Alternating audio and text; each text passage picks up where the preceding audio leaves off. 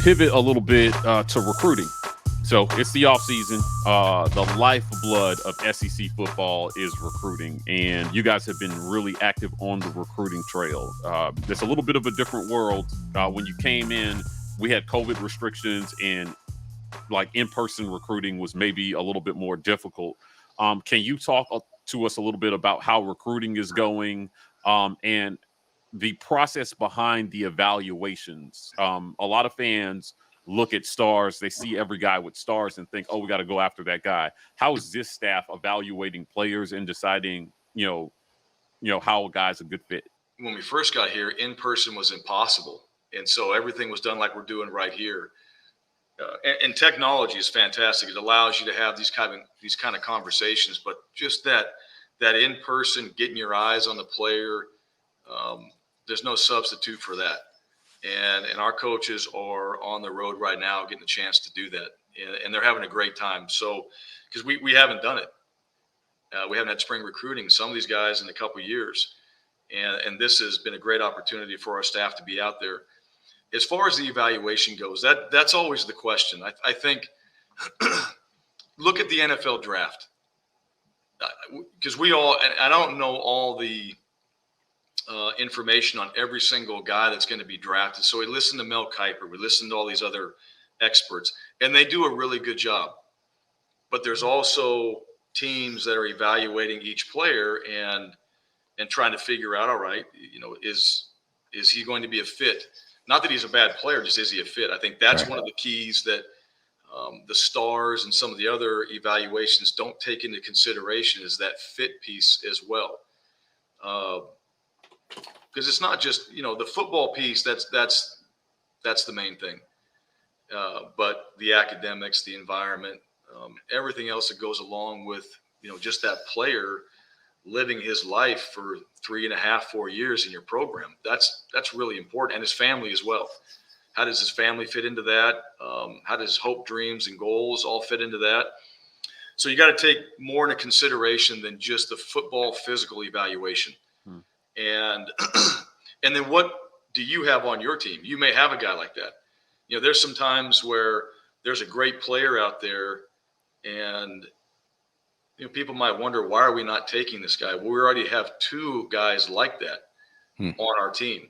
And so you're looking for something different. Maybe you're looking for a longer guy. Maybe you're looking for a little bit different player, a little bit different skill set.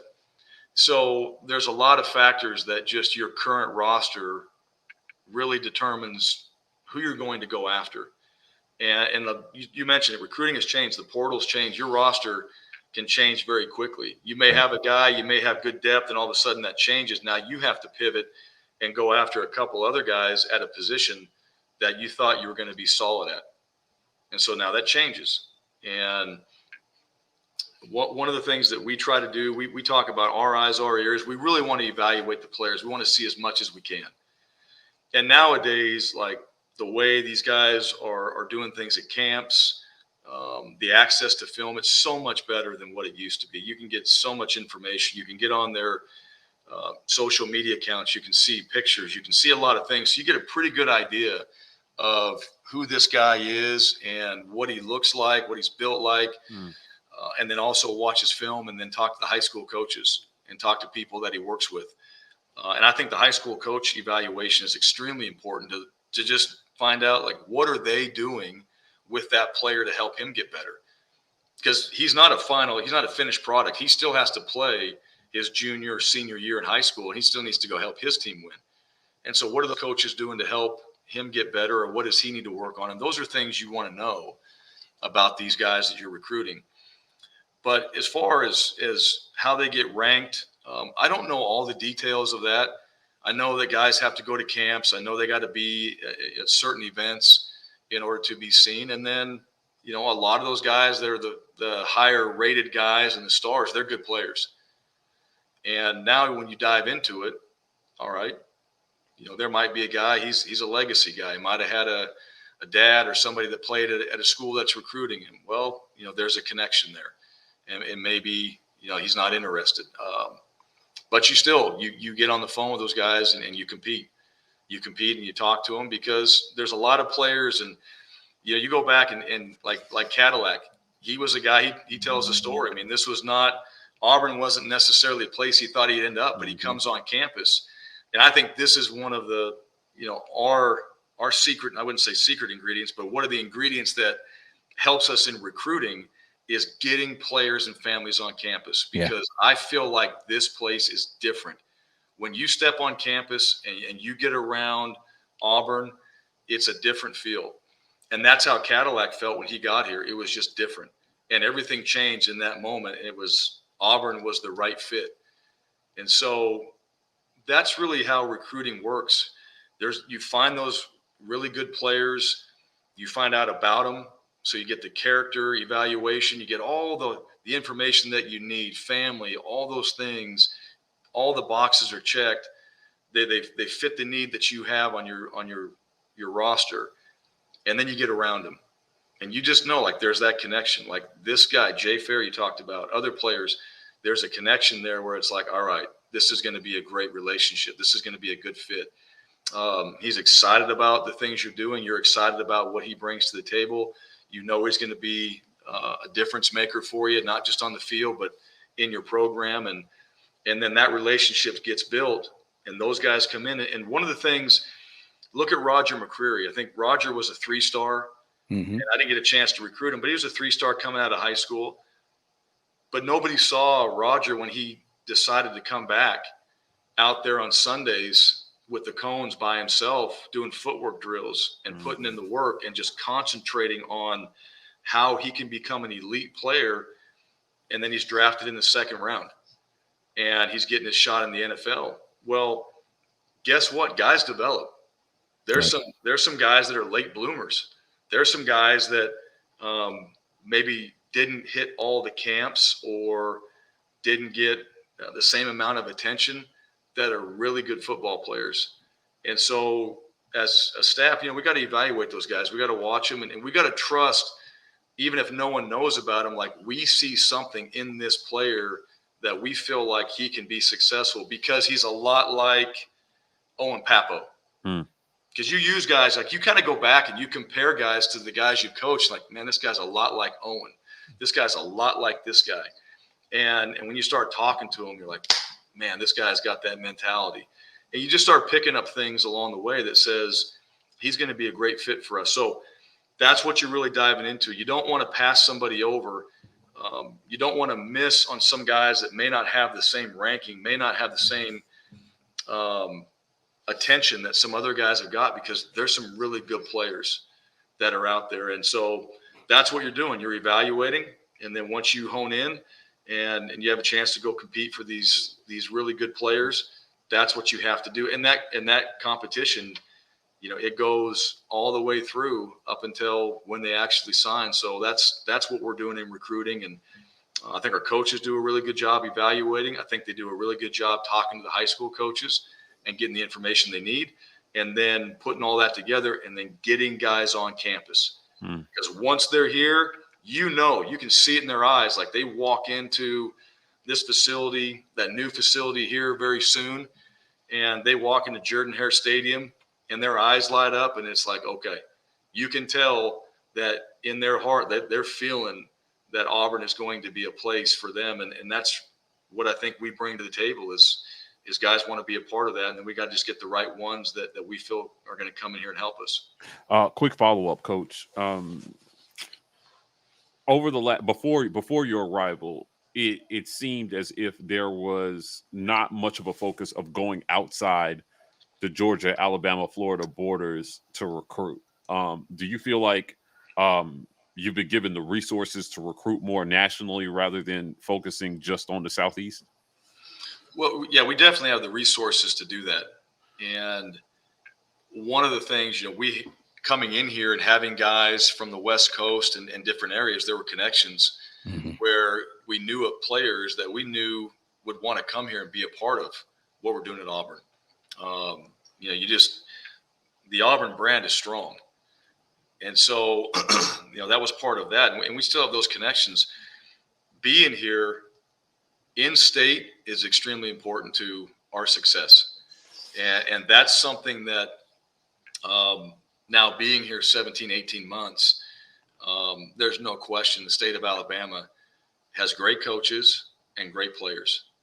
And the guys here, they care about coming into a program like Auburn and doing well. This is supposed to be one of the best classes ever in the state of Alabama this year. Yeah, well, that's what, not knowing all the history, there are definitely very, very good players and great character kids that are in the state of Alabama. So, no, we're not going too far out of Alabama and Georgia. Those two areas, that footprint for us, and the players that have also come out of Georgia that have played here. When I start diving into the history of this program, and you look at the players from Alabama, the players from Georgia, I mean, those are when, Auburn's had really successful teams. And, we don't want to – let's go back to the culture. I mean, that's one of the things, like, we don't want to get too far away from that. Now, we want to also have a chance to bring in the best players in the country because I know they want to be a part of this program. And being in the SEC and the SEC West and being in this type of community and having this type of family feel, there's a lot of players that want to be a part of that. So we'll continue to build those relationships, but it starts here in the state. We want to win the state. We want to bring the players in right here in the state of Alabama. And if we could sign our whole class from the state of Alabama, we could do that. We want to do that. We also know Georgia, has very good players in there as well. And so the relationships with those coaches and the connections that we're making, the players that have come before from that state have been extremely important to the success of Auburn football. So we're not getting too far away from that. And right now, I think with the way things have gone and getting out there and having those relationships being built, having our coaches clinic and getting coaches on campus, being able to communicate with them now face to face, that's really changed, I think, for us and for the better. And there's a lot of kids that are excited about coming here and have come for unofficial visits or coming on official visits and are going to be here this summer to see what's happening here and if this is going to be a right fit for them. And to me, that's been a big positive. So we'll continue to recruit all those areas, but Alabama, Georgia are still really important to us. Okay, Coach, we can't let you get out of here without talking about I don't even want to call it the elephant in the room because I don't like that animal anymore, but it's definitely a big dominant thing in the headlines right now, and that is name, image, and likeness, right? So it's changing the landscape of what's going on. There's a big whatever around that right now. How are you approaching that as a head football coach? And just talk to me a little bit about, just what are your thoughts about the whole thing as it's introduced now to the landscape of college sports? Well, I think the first thing, if you go back to what the original idea behind it was, is there was an opportunity for the players to be able to use their name, image, and likeness for whether it was autographs or doing some signing opportunities, things like that. Because these guys are so busy, like there's really not a lot of time for a job. This is with class and ball. I mean, we take a lot of their time. Right. And then the workouts, the recovery, the rest, all these things. If you looked at one of our players' schedules and stuff they have to do day in and day out, they start early in the morning and they don't finish till late at night. These guys work extremely hard. And not just working, but trying to be also elite at what they're doing. And so that just takes a tremendous amount of focus and energy to do that. So I think that was the intent of, all right, there's some things that players can do probably mostly in the off season because of being a part of that program that they could take advantage of. And then it kind of got to where it is right now. And I read the same stories that you all read. There's a lot going on. Yeah. Here's how I look at it. All right. We don't have all the information. We don't know what everybody's doing. Nobody does. However, I've talked to our players about it, and I thought they had a really good perspective on it. We've been into it now for several months. I think early on, like anything else, right, it's the hot thing, and everyone's trying to figure it out. And it's being talked about more than probably it should be. And then all of a sudden it just, it becomes part of what we're doing every single day. And now it's just, another thing that we just have to be aware of and that we have to manage properly. But in order to use it the best way amongst the players, it takes maturity. And, one of the things because you're really talking about money. And I think you got to have those conversations about money. And you got to understand that money is good. It helps. It gives you some security. But it doesn't necessarily change the relationship you might have with somebody. It doesn't make you go and touch the line. It doesn't make you finish any more than what you're already deciding to do that day. And, you're not walking around with your paycheck in your pocket and all of a sudden that makes what you're doing that much better. And so you just got to understand that there's these factors now where, hey, this is going to provide an opportunity to maybe do some other things. And at the same time, it doesn't keep you or it doesn't help you in some of the areas like the weight room, the classroom, the football field, any more than what you've already been doing. So, that drive, that determination, the attitude, that mentality, the money is one thing, but it's still got to be a part of who you are. It's got to be in your DNA if you're going to be successful at this game and then also successful just as a student athlete. So I think it's more about just education than anything. And what I do like is it's providing opportunities for guys to do some things productive when they're not in class, when they're not in the weight room, when they're not on the football field. And so, you know what?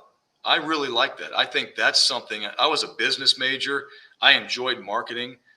And I think that this is a really great opportunity for a lot of guys that can manage it properly.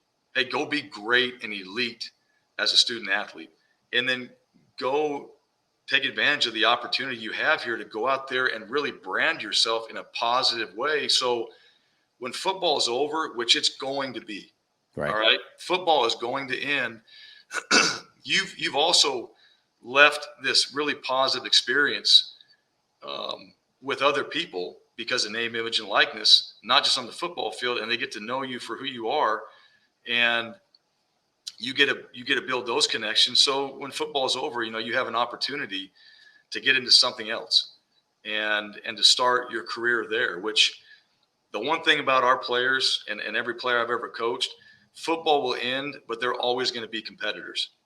They're always going to be chasing greatness. And I really believe that. So this is a chance to get with other people that are really successful, that are doing some great things, and build those relationships, those connections, and maximize this experience. You get 3.5, 4 years. I mean, to me, college is not a career. It's an experience. Maximize it.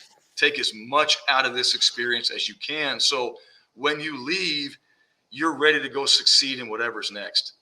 And, we want a bunch of Auburn Tigers out there running the country. Yeah. Right. That's what we want. We want guys that have been through our program that go on and succeed and have successful lives and families and marriages and careers. And people can ask, hey, what's one of the reasons why you're doing this? Well, maybe it's because of what they did while they were in our program. Maybe it's because of the people they got connected with. Maybe it's because of the experiences that they had. And to me, it's not there yet, but if we can do a very good job of helping our guys manage that, and they can add that to the experience they have in our program and to their lives, then it's one of those things that I feel like is a positive. It's just like everything else. I mean, I think it gets abused in some areas, and they're going to have to put some rules in there that are going to make it more consistent, and they're probably going to have some regulations on certain things. But at the end of the day, that part of our job is helping our players develop as people. I mean, not just football players. I mean, football is a developmental game, and so is life. So, all right, there's careers that are being started in football. There's also some careers being started in some other areas. And tell me that's not a cool thing about college, right? About helping these guys. Like, look, you leave here, you're 21, 22 years old. If you're going to the league, awesome. You're going to go to another level of football, and it's going to be another opportunity for you to keep growing and developing yourself in this game. When football is over, you're ready for this. And you have these other connections, and you understand some things about business and how it works, and finances, and just how to manage things, that you get this real life experience by being able to do those things. So we've embraced it. Don't have all the answers, and certainly, have a ways to go in some areas to make this thing just right. But to me, as far as Auburn football and having that as part of the experience our players have, we need to embrace it. We need to make this the best, and that's going to attract other players and people that want to be a part of our program, because they say, you know what, football was awesome. Everything that I did when I was in that program was phenomenal. All the people I got to connect with was an experience that if I could do it all over again, I absolutely would. And if guys are saying that, that's only going to help us with the future players that want to be a part of what we're doing. Coach, hypothetically speaking, you're sitting in a recruit's living room and NIL comes up. What is the messaging? It feels like the rules are evolving, like you said. Things are happening, and what we knew about NIL 2 months ago is not what we know now, and different states have different regulations. But right now, what's the message to a recruit that brings NIL up during recruiting visit? Yeah, well, it's definitely on everybody's mind. It's just one of those things that is a part of really every program at this point. Yeah, that one there is a difficult one to answer, like exactly what it is, because of just the separation that the coaches and some of these collectives have, right? And the one thing is, that players will know that we have opportunities for that. And, there's people that, they'll connect with at some point where those opportunities will come to, a reality at some point. But for me, what I talk to them about is how, when those things come up, how do we help them manage it? The other part too is it's not just about the coaches, it's about the families too. Because this is not necessarily just a football decision. This is a life decision. Right. And, for their families, they know their sons better than we do. And so when that comes up, it's like, well, look, you also have to be a part of who you feel is going to be good to be in your son's life. Because it's not like not every deal is a good deal. Right. And this is where the families are a big part of this as well, to help with their sons to make those decisions. And then as their coaches, because we have them when they're here, right? I mean, that's our responsibility. We are taking care of these guys like they're our own sons. So we want to help them manage it. And, sometimes it could be a sliding scale. If you start doing too much, other things are gonna drop on you, and you're gonna start seeing that, okay, if I start doing too much of this, this is starting to suffer. So you gotta really help them balance and manage their time. And for a young player, that's probably one of the biggest things that comes up. Is just how to manage all the things that football asks you to do, academics, and all the other things you have to do to just have yourself ready to go. So it really becomes about managing their schedules and then understanding that, all right, if you're going to do these things, then let us help you manage your time. And then your family can really help you manage, some of those opportunities that you might get. And so to me, that's where it's changed. I think that's one of the cool parts is it's brought the families into this picture a little bit more. And then we all have to work together to help their sons be successful at the end of the day. And so to me, it's about, look, we're on a team. We're on a team here. We're working together. I'm here to develop you and help you achieve your goals and dreams as a student athlete. There's going to be other opportunities outside of football. Your family's there, but we're also there to help manage your schedule and try to help those players be the most productive they can be while they're here. And so, but those are some of the conversations that come up, and this thing will evolve, as more information comes out, as I'm sure rules and what coaches can and can't do, as far as just dealing with NIL, that's going to be different. Give it about a month, right? I mean, that's probably how this thing is going. It's like every couple of weeks, something new's coming out there, and there's always another conversation that's happening about name, image, and likeness, and it's just going to keep evolving until we really figure out, all right, how is it going to be operated as far as from the NCAA? But then I really think it's each institution and how they want to do it, and then players will know, like, well, this is how Auburn does it, and it kind of becomes a part of that experience, like we've been talking about. Okay, Coach, I got to put you on the spot here. We have asked everyone we've interviewed currently in the program who they feel like is the fastest guy on the team. Robbie Ashford thinks you guys have like 50 guys that run sub 4.4. TJ Finley had some interesting answers. We talked to Jason Jones, and your estimation, because it sounds like you guys have a lot of speed. Who's the fastest guy on this team right now? I'm going to say something, and I'll be just absolutely wrong, and I'm going to get blasted for it. I don't know if we have 40 guys sub 4.4s or whatever Robbie said. I can tell you this: Robbie can roll now. Yeah, he can run. He shows that. Well, he didn't say he was the fastest, so he did. Yeah. He might be one of them. I know this about Robbie. We do our conditioning and running. He's certainly out there in front and does a really good job in that. Nehemiah Pritchett. Yeah. That's a name. Yeah. I would say, and I apologize to any other guys on our team. If I'm wrong, I will get out there and personally hand time, and we will solve it. That's the beauty. You know what? The beauty of competition and getting out there on the field with guys is we can solve it. We can stop watching. We can solve this, and we probably will. I'm imagining early in summer. But Nehemiah, he can roll. Yeah. And we do have some guys now. We got some guys that I think over the last year, that's an emphasis for our strength staff is the speed work, and we'll do even more of that this summer. But we do have some guys that can go. A little unfair to the big guys now. If you wanted to really dive into something, who's got the fastest 10-yard?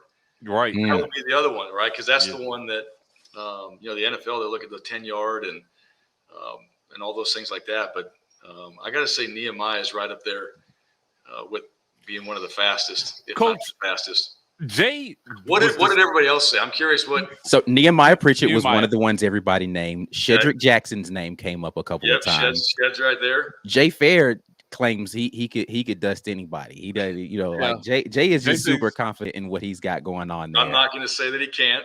I haven't. I got to verify it. DJ James' name came up a couple of times. Yep. And Jarquez Hunter. Yeah, Jarquez Hunter's name has come up. Came up at one of the fastest.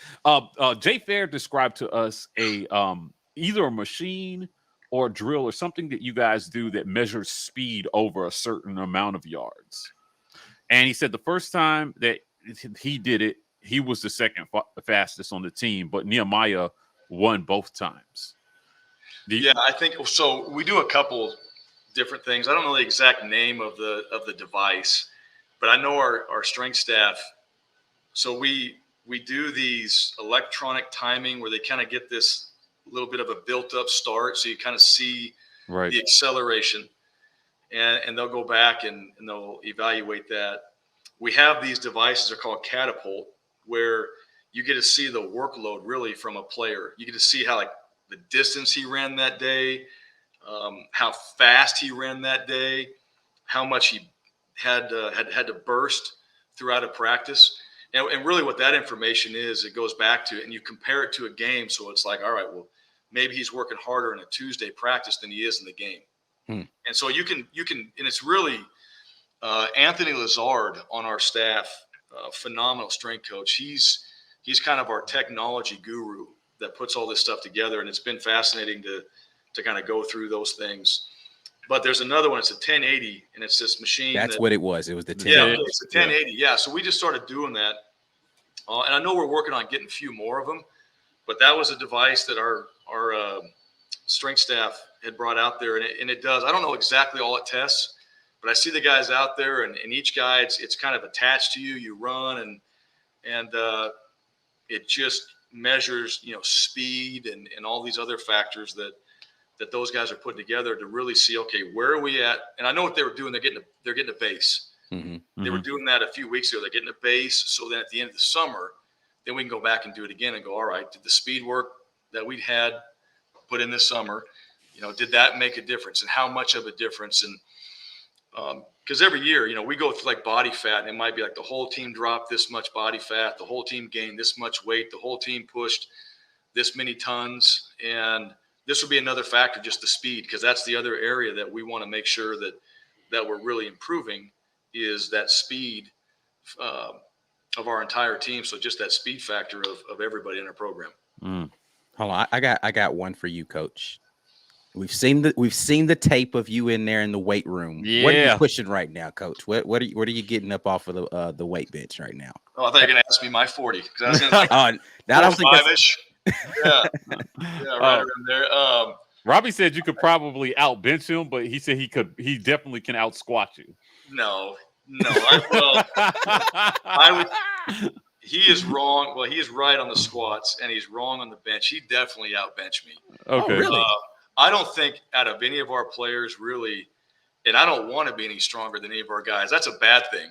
Yeah. All right. So that's definitely, those guys are just different. One thing I enjoy the weight room. I love being down there, and I feel like, that is the foundation of our program. It happens in the weight room. I think you got to love getting down there and just pushing the weight. And there's a mentality that goes with it too. It's just a grind. You're getting stronger. And the weight room's evolved so much over the years, because it's not just about strength. It's about flexibility and movement and change of direction and still being powerful.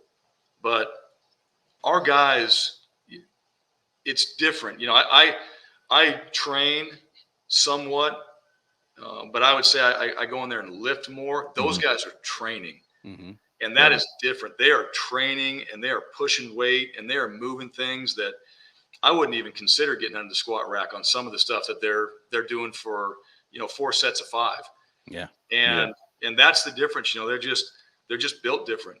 And they have to be to go out there and play this game. And we talk about speed and some of those factors, right? We got coaches, we all played, but there's no way we could ever get out there right now and do the things our guys are doing. And that's a credit to our players, but that's also that's something about this game, is when you're playing it, this is why you don't see people put helmets and shoulder pads on and just go play in the park, a pickup game of tackle football. Right. Because you can only play it for so long. And once that's over, it's over.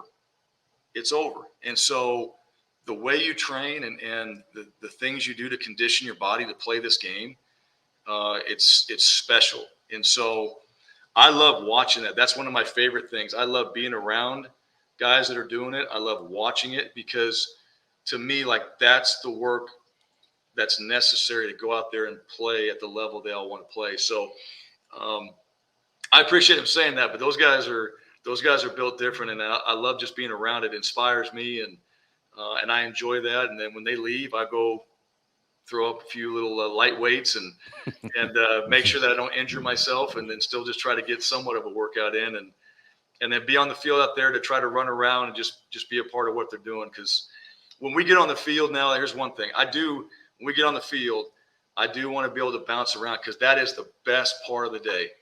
On the field with the guys, out there coaching, but just being around guys chasing greatness and watching them put in that physical work.